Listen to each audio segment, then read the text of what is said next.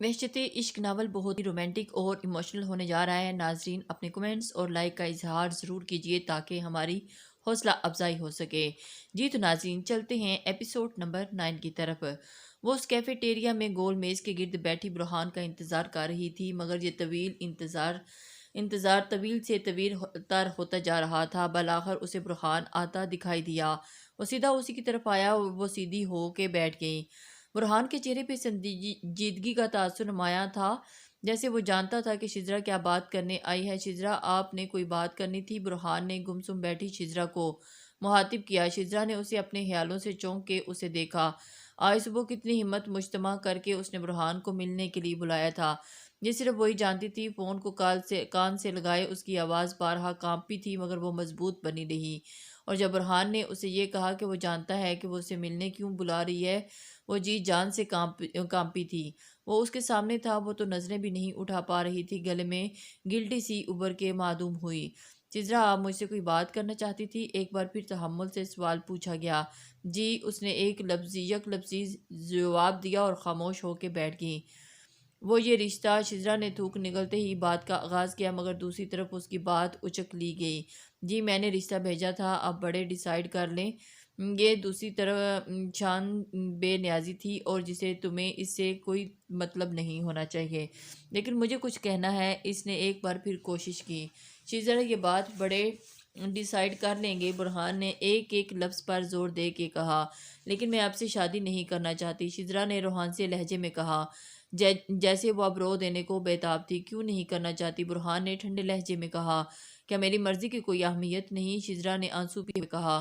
بالکل اہمیت ہے آپ کی مرضی کی، لیکن ابھی آپ کو اپنے اچھے برے کا پتہ نہیں۔ برہان ایسے سمجھ رہا تھا جیسے اس کے سامنے کوئی بچی بیٹھی ہو۔ اس نے جی چاہ کر برہان کو دیکھا، جس کے چہرے پر بلا کا اطمینان تھا۔ میں اپنا اچھا برا جانتی ہوں، آپ میرے ساتھ زبردستی نہیں کر سکتے۔ شجرا نے ایک لفظ چبا کے کہا، اور اس کا ضبط جواب دے گیا، اور اس کے دل کیا کہ وہ یہیں بیٹھ کے پھوٹ کے رو دے۔ میں کوئی زبردستی نہیں کر رہا۔ اس الزام پہ برہان تڑپ ہی تو اٹھ گیا تھا۔ پھر یہ زبردستی ہی تو ہے، آپ نے میری مرضی کے بغیر رشتہ بھیج دیا۔ وہ آنسو پیتے ہوئے بولی، کیا جرم کر دیا؟ رشتہ بھیج دیا تو؟ اس بار برہان کا لہجہ تلخ ہوا۔ وہ چپ چاپ بیٹھی رہ گئی۔ میں جانتا ہوں آپ آذر کی وجہ سے انکار کر رہی ہیں۔ اس کا ٹھنڈا لہجہ اسے اپنی رگوں پہ اترتا محسوس ہوا۔ یہ مت بولو کہ آذر منال کی شادی ہونے والی ہے۔ وہ انگلی اٹھائے اسے وارن کر رہا تھا، اور وہ حق دکھ بیٹھی اس کی طرف دیکھ رہی تھی۔ اسے لگا سامنے لگا گرم چائے کا کپ اس کے سر پر انڈیل دیا ہے، اور اس کی تپش اسے اپنے اندر محسوس اترتی ہو رہی تھی۔ میں کچھ نہیں بولی، اور نہ ہی آذر کی وجہ سے انکار کر رہی ہوں۔ آپ کے لیے بہتر ہے کہ آپ میرے لیے راستے میں نہ آئیں، شجرا نے کاٹ دار لہجے میں کہا۔ برہان کو اپنا دل اس ظالم لڑکی کے دوپٹے کے رنگین دھاگوں سے الجھتا ہوا محسوس ہوا، اور اس کے دوپٹے کے رنگین دھاگوں نے برہان کے چہرے کے تمام رنگ چرا لیے تھے۔ وہ ہونٹوں میں مٹھی جمائے نگاہوں پر سوچ رہا تھا، اور جس کے نین کڑوے کٹور پانیوں سے بھرے ہوئے تھے۔ آپ مجھے میری محبت سے دستبردار ہونے کے لیے بول رہی ہیں؟ جب برہان نے ٹھہرے لہجے میں محبت کا نام لیا تو اس کے چہرے پہ ایک تلخ سی مسکراہٹ ابھر کے معدوم ہوئی، جسے برہان نے بخوبی محسوس کیا۔ آپ جانتے بھی ہیں کہ محبت کیا ہے؟ اس نے کھوئے سے لہجے میں پوچھا۔ بہت اچھے سے جانتا ہوں۔ اس چہرے پہ اس بار کمال کا اطمینان تھا۔ محبت یہ ہے کہ اپنی بہن کی محبت کے لیے اپنی محبت کی قربانی دینا۔ برہان کا ایک لفظ کسی خنجر کی مانند اسے اپنے دل میں لگتا محسوس ہوا۔ وہ پلکیں جھپکنا بھول گئی کئی ثانیے، بس وہ خاموش رہی۔ اس نے بار نگاہیں چرانے کی کوشش نہیں کی۔ وہ بیٹھے پتھر کی مورت بن گئی، صحیح وضاحت نہ کی محبت کی۔ برہان نے ٹھنڈی ہوتی چائے کا گھونٹ بھر کے پوچھا، انہیں چائے کا ذائقہ تلخ محسوس ہوا؟ جانے کی چائے کی تلخی ہے تھی، یا پھر تلخی اس کیفیٹیریا کے ماحول میں رچ گئی تھی؟ وہ سر جھکائے اپنے کب کاٹ رہی تھی، اور برہان خاموشی سے اس کے چہرے کے اثر چڑھاؤ دیکھ رہے تھے۔ میں آذر سے پیار نہیں کرتی، اس نے کمزور سی آواز میں احتجاج کیا۔ میں نے ایسا کب کہا؟ برہان نے ایک آنکھ کی ابرو اٹھا کر اسے دیکھا، چہرے پہ اطمینان قابل دید تھا۔ پلیز برہان، آپ مجھے ذہنی اذیت مت دیں، میں بے بسی تھی۔ اس نے برہان کے سامنے ہاتھ جوڑ دیے۔ میرا ہرگز مطلب یہ نہیں تھا۔ برہان فوراً سیدھے ہو کے بیٹھ گئی۔ اطمینان رخصت ہوا تھا، بے کلی بڑی تھی، درد دل سو ہوا تھا۔ ابھی ہر جانب دھواں دھواں سا محسوس ہوا تھا۔ کیا وہ سامنے بیٹھی اس چھوٹی سی لڑکی کو ذہنی اذیت دے رہے تھے؟ پل میں سارا اطمینان رخصت ہوا تھا۔ تم مجھے غلط سمجھ رہی ہو، میں تمہیں پسند کرتا ہوں، اس لیے رشتہ بھیجا، برہان نے ٹھہر ٹھہر کے کہا، جیسے وہ خود اپنے لفظ تول کے ادا کر رہا ہو۔ وہ آپ سے تم پہ آ گیا تھا۔ میں نہیں کرنا چاہتی آپ سے شادی۔ خدا کے لیے میرا پیچھا چھوڑ دیں۔ شیزرا نے اس کے سامنے ہاتھ جوڑ دیے۔ میں حاضر نہیں ہوں جو آپ کے آنسو دیکھ کے پگھل جاؤں گا، یہ میرا آخری فیصلہ ہے۔ وہ جو اب سنا کے اٹھ کھڑا ہوا، پھر شیزرا نے اسے کیفیٹیریا کا گلاس ڈور دھکیل کے باہر جاتے دیکھا۔ بابا کیا آپ مصروف ہیں؟ شیزرا نے ان کے کمرے میں داخل ہوتے پوچھا۔ اس کے ہاتھ میں چائے کا کپ تھا۔ شیزرا کو آتے دیکھ کر دلاور صاحب نے کتاب ایک طرف رکھ دی اور وہ جا کے بیڈ پہ ان کے برابر میں بیٹھ گئی۔ بہت شکریہ بیٹا، دلاور صاحب نے ان کے ہاتھ سے چائے کا کپ تھامتے ہوئے کہا۔ بابا جان، مجھے آپ سے کچھ بات کرنی ہے۔ شیزرا نے جھجکتے ہوئے بات کا آغاز کیا۔ جی بیٹا، میں برہان سے شادی نہیں کرنا چاہتی، اس نے سر جھکائے کہا۔ اس کی آنکھیں ست اور ایک آنسو ٹوٹ کے دلاور صاحب کے ہاتھ پہ گرا اور وہ خاموش بیٹھے اسے سن رہے تھے۔ کیوں، کیا ہوا بیٹا؟ ایسی کیا بات ہوئی؟ کیوں نہیں کرنا چاہتی؟ انہوں نے پیار سے اس کے سر پر ہاتھ پھیرتے ہوئے کہا۔ بس بابا جان، کیا مرضی کو کوئی اہمیت نہیں دی جائے گی؟ شیزرا نے آنسو پیتے ہوئے پوچھا۔ جی کیوں نہیں؟ ہاں بیٹا کیوں نہیں؟ آپ کی مرضی کے بغیر تو کچھ بھی نہیں ہوگا۔ انہوں نے اس کا ہاتھ تھپتھپاتے ہوئے اسے یقین دلایا۔ وہ مسکرا کے ان کے گلے لگ گئی اور واپس اپنے روم کی طرف آ گئی۔ دوسرے دن شیزرا دیر تک سوتی رہی۔ بیدار ہوئی تو اس وقت دوپہر ہو رہی تھی اور پاس پڑا موبائل مسلسل وائبریٹ ہو رہا تھا۔ اس نے کوپ سے موبائل اٹھایا۔ اسکرین پر برہان کا نام جگمگا رہا تھا۔ اٹھائے یا نہ اٹھائے، وہ اسی سوچ میں پڑی تھی، مگر برہان کی تعداد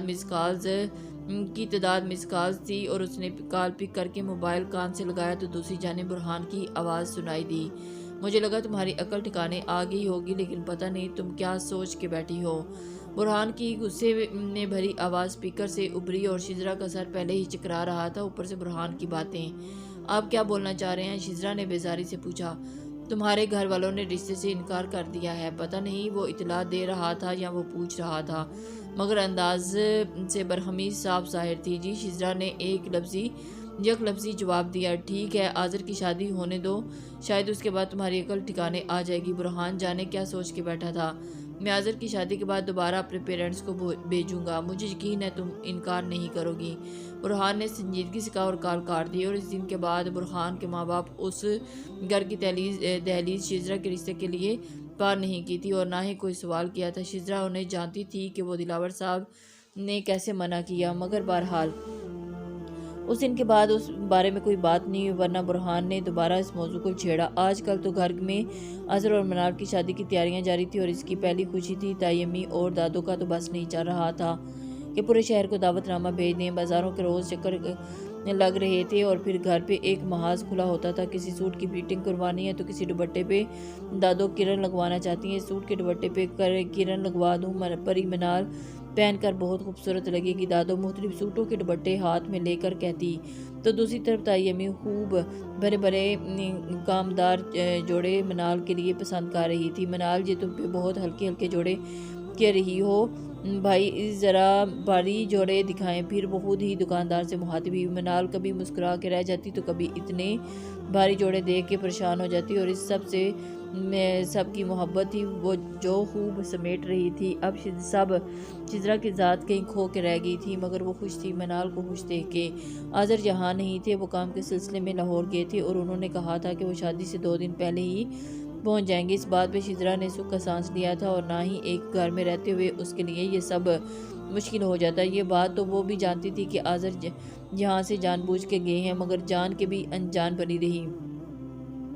آج میوں کی تقریب تھی اور آذر اب تک نہیں لوٹے تھے، جبکہ انہوں نے کہا تھا کہ 2 دن پہلے لوٹ آئیں گے۔ گھر میں سبھی پریشان بیٹھے تھے۔ تایا ابو تو انہیں 2 دن سے ہی کال کر کے تھک چکے تھے، مگر کال اٹینڈ نہیں کر رہے تھے۔ اب تو سب کو فکر ہونے لگی، ابھی ایسا کبھی ہوا نہیں تھا ان سے رابطہ نہ ہو۔ ابھی بھی دوپہر ہونے کو آئی تھی اور مگر ان سے کوئی رابطہ نہ ہو سکا۔ باہر لان میں مائیوں کے لیے سٹیج سج رہا تھا، کچھ ہی دیر میں منال کو بھی مائیوں بٹھانا تھا، مگر اس سارے منظر سے آذر غائب تھا۔ دلاور صاحب اور امین صاحب دونوں بیٹھے آذر کو فون ملا رہے تھے مگر بیل مسلسل جا رہی تھی مگر اٹھا نہیں رہا تھا۔ لاہور ان کے آفس میں، بلڈنگ میں، ہر جگہ فون کر کے معلوم کیا جا چکا مگر وہ کہیں نہیں تھے۔ دادو جائے نماز بچھائے بیٹھی آذر کی صحیح سلامت آنے کی دعائیں مانگ رہی تھی۔ تائی امی کا مسلسل رونے کا کام تھا۔ ان کی زبان پہ یہی الفاظ تھے کہ میرے آذر کو لا دو، سب پریشان بیٹھے ہیں۔ منال اپنے روم میں بند تھی، اس نے صبح سے کچھ کھایا پیا نہیں تھا اور شجرا تو اپنی نگاہیں دروازے پہ جمائے بیٹھی تھی۔ اس کی نگاہیں صرف ایک بار آذر کو دیکھنے کے لیے بے تاب تھیں۔ دوپہر کا آگ برساتا سورج ڈھلا تھا۔ وہ سورج گرم تو نہیں تھا مگر اس گھر کے مکینوں کو تپتا ہوا سا لگا۔ اب شام کے سائے گہرے ہونے کو آئے تھے اور اس گھر میں شادی کا سما اب خاموشی میں بدل چکا تھا۔ لیکن منال کو مائیوں کا جوڑا پہنا دیا گیا۔ شجرا لان میں آئی تو پورا لان نہایت خوبصورتی سے سجا تھا۔ پیلے اور سفید پھول جا بجا اپنی بہار دکھلا رہے تھے۔ ان کی آنکھیں صبح سے رو رو کے سو چکی تھیں۔ مین گیٹ سے لان تک آنے والی راہداری کو پیلے اور سفید پھولوں سے ڈھک دیا گیا تھا۔ ایسا لگ رہا تھا جیسے آسمان پہ پھولوں کی چادر تنی ہو مگر سب ویران پڑا تھا۔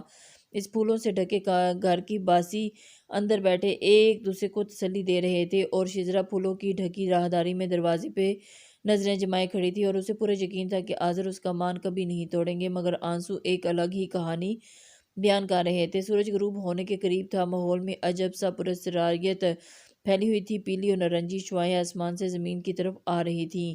پیلے پھولوں اور نارنجی شعاعوں نے اس راہداری کو ایک الگ ہی رنگ بخش دیا اور وہاں کھڑی وہ غم کا پیکر۔ اسے گیٹ سے کوئی اندر یا دکھائی دیا اور آنکھوں کے سامنے دھند پڑتی گئی، دل کی دھڑکن تھم سی گئی۔ وہ دھندلا سا پیکر اس کے قریب آتے آتے واضح ہو گیا۔ آنکھوں کے سامنے دھند چھٹ چکی تھی۔ وہ شاید آذر تھے، شاید یقیناً آذر ہی تھے۔ اب اس کے سامنے آ کر ٹھہر چکے تھے اور ناسمجھی سے اسے دیکھ رہے تھے۔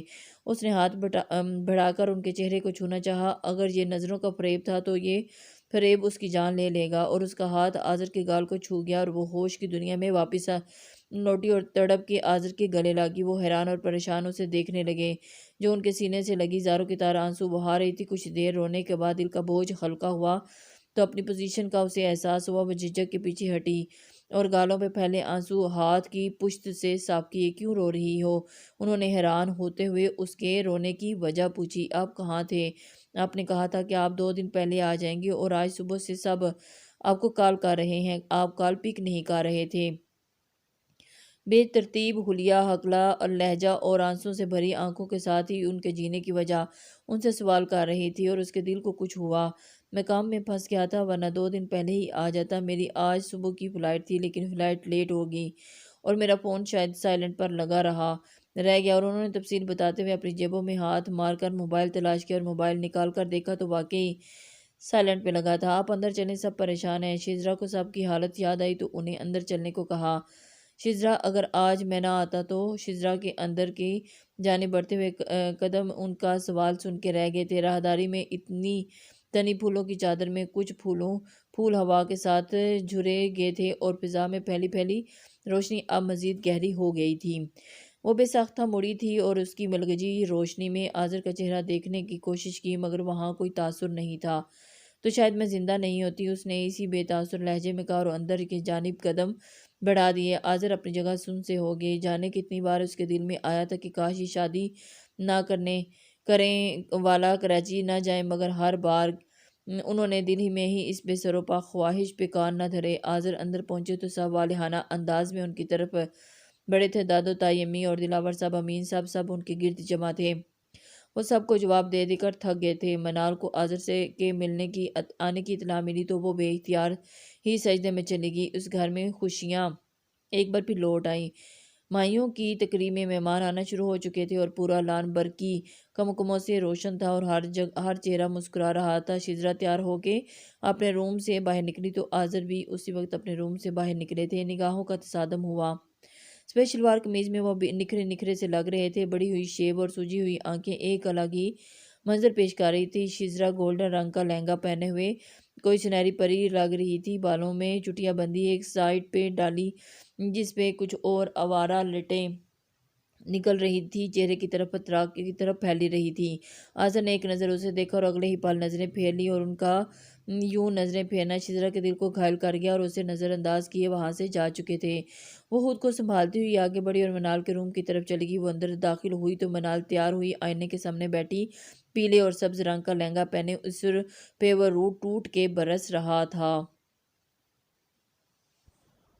شجرا اس پل دل سے اس خوش رہنے کی دعا مانگی تھی۔ سویرا اور شجرا منال کو لے کر نیچے پہنچی تو سب مہمان آ چکے تھے۔ لان مہمانوں سے بھرا تھا۔ منال کو لے کے جا کے آذر کے برابر بٹھا دیا۔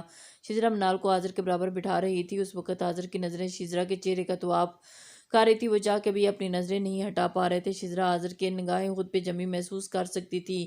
وہ گھبراہٹ میں وہاں سے ہٹی اور تیزی سے اسٹیج سے اترنے لگی، مگر اسی اثنا میں وہ کسی بری طرح ٹکرائی تھی۔ مقابل اسے نرمی سے پکڑا اور اپنی پلکیں اٹھا کر دیکھا تو برہان اسے گرنے سے بچایا ہوا تھا۔ وہ جو فوراً خود کو سنبھال کے سیدھی ہوئی۔ برہان کے چہرے پہ طنزیہ مسکراہٹ تھی۔ اسے نظر انداز کر کے وہاں سے جانے لگی، مگر دوبارہ اس کے راستے میں آ گیا۔ پھر کیا سوچا تم نے؟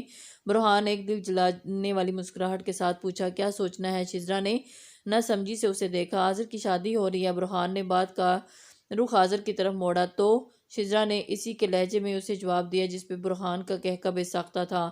تو یہ روئی روئی سی آنکھیں بلا وجہ تو نہیں ہیں؟ اس نے سنجیدگی سے شجرا کی آنکھوں میں دیکھتے ہوئے کہا۔ اس کی کوئی ضروری بات نہیں کہ مجھے کوئی بہت کام ہے۔ شجرا نے اس وقت اسے نظر انداز کرنا بہتر سمجھا اور وہاں سے چلی گئی۔ مائیوں کی تقریبا خیر و عافیت نمٹ گئی تھی۔ کل بارات تھی اور صبح بہت کام تھے، اور اب شجرا نے تمام سوچوں کو اپنے ذہن سے جھٹک دیا، مگر سوچوں پہ کس کا بس تھا اور کسی نہ کسی روپ میں اس کے سامنے آ کھڑی ہوتی۔ بالآخر رات تمام ہوئی اور صبح اپنی ساتھ ہی نئی ہنگامہ خیزیاں لے کر آئی تھی اور آج سب کی زندگی بدلنے والی تھی۔ شجرا اپنے حق سے دستبردار ہونے والی تھی، جو ہرگز اس کے لیے آسان نہیں تھا، مگر اب اسے اپنے دل کو پتھر کرنا آ گیا تھا۔ آذر صبح سے ہی اپنے کمرے میں بند تھے۔ انہوں نے باہر آ کر کسی بھی کام کو دیکھنے کی زحمت نہیں کی، اور اس وقت شاید وہ صرف اپنی ادھوری محبت کا ماتم کرنا چاہتے تھے، مگر ان کے دل میں اس محبت کی جگہ شاید نفرت لے رہی تھی۔ رات میں تائی امی نے ان کی شیروانی ان کے روم میں پہنچائی تو وہ خاموشی سے اٹھ کر تیار ہونے چلے گئے۔ شوخ گلابی رنگ کے لہنگے میں بانو جو کرل کی اس وقت شجرا کوئی پری ہی لگ رہی تھی۔ شجرا منال کو لے کر وینیو پہ پہنچی تو مہمان آنا شروع ہو چکے تھے۔